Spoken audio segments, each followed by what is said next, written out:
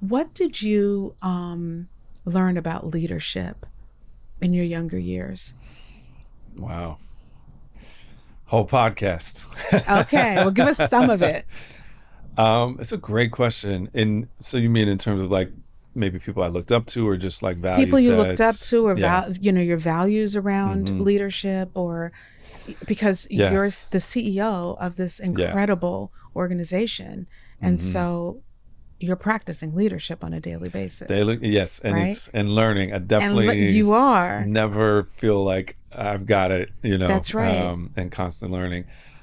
Yeah, I'd say where my brain goes with that question is like, let me talk about some of the individuals that have the biggest impact on like who I wanted to be Okay.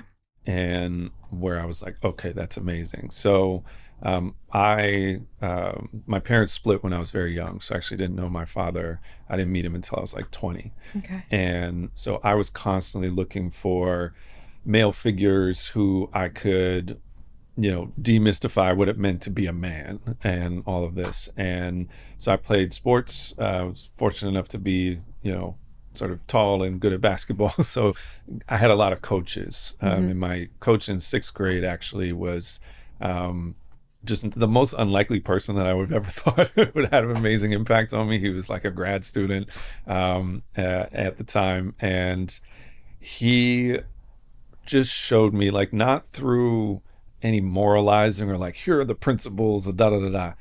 He was just in it with us. Mm. He was just such a great, like, there are no airs. There's no, I'm up here, you're down here. He was just with us. Mm. And he trusted us. And it was just an amazing thing to see a very unlikely group of kids have a tremendous amount of success just because they had a leader that was like on the same level. Mm. So shout out to Bryant Shea. He's amazing.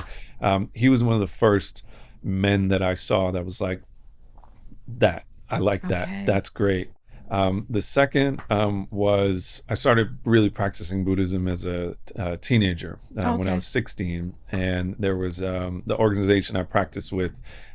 You would have these like retreats, and they would have sometimes retreats just for young men. Mm. And I went on this retreat, and at the time I was like, what the hell am I doing? This sounds crazy. Like, what, How'd you get into Buddhism at all? my mother. My Okay. mother started practicing when I Mm. was 14, and she was like, you gotta come to, so we practiced Nichiren Buddhism, is chanting out loud. Okay. And I was just like, oh, this is so strange. This is so weird. I'm already like, you know, all everything in my life is alternative. I don't need one more thing that makes me weird to the kids. But I started doing it and seeing results, right? And it's all about, again, inside out, right? Like, you want to change your reality, you got to change yourself Mm-hmm. first.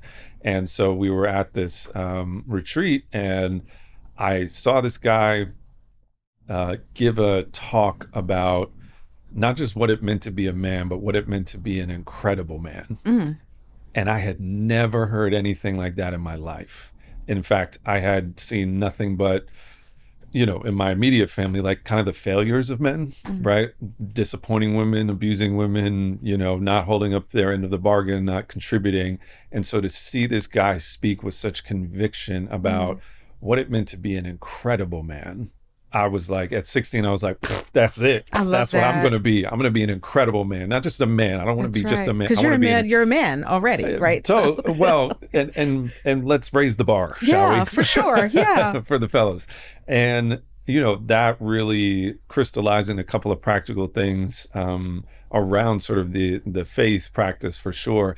But it was also just about service, right? And really understanding that in Buddhism, your greatest potential, to your point about lighting yourself up, Hmm. only is going to come out in service to others.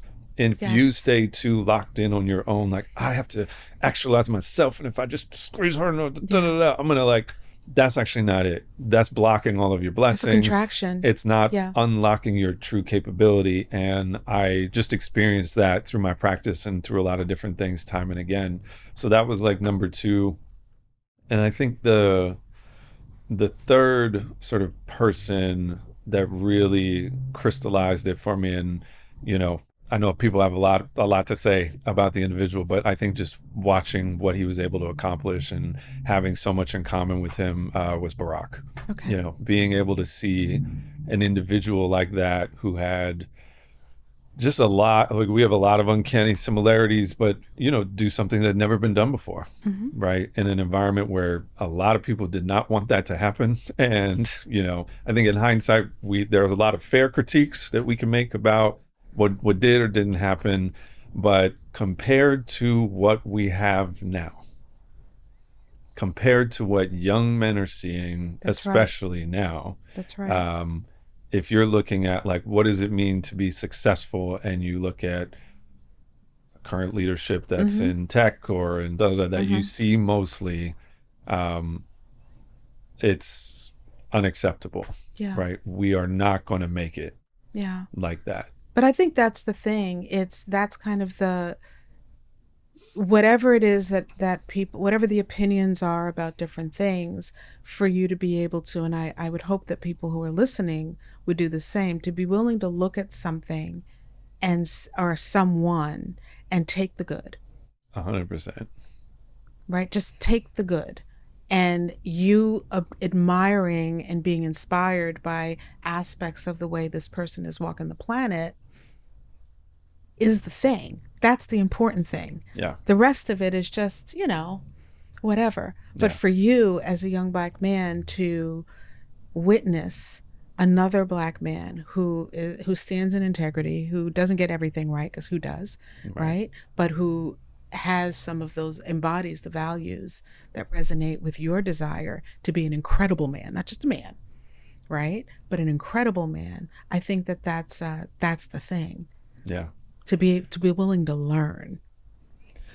100%. And I think there's so much there. We could obviously go super deep into some of these other things, but the thing that I feel super connected to with regards to Spill, and it connects to like some of the other things that we're seeing happening, is I think true leaders are also thinking not just in terms of like how I can support others. It's not a martyr thing. It's Right. actually like, how am I setting up systems that are going to perpetuate long after I'm here? Long game. Who's thinking generationally? Yeah. Truly, right? Mm-hmm. And I think we really suck at this in Right. America right Outside of now. our Like, families, it's just we like could, my family, but maybe it's we like, think 4 years at a yeah. time ahead, but mostly, yeah, like you said, it's like my own little sort of Mm-hmm. bubble and maybe my immediate family or relatives. But who's actually thinking generationally about systems that we can put in place now that will get better over time, Yeah. that will create more opportunity, create more value, not Yeah. destroy it or just extract value in the short term, Yeah. because that's what the game is Yeah. right You now. are, Fonz.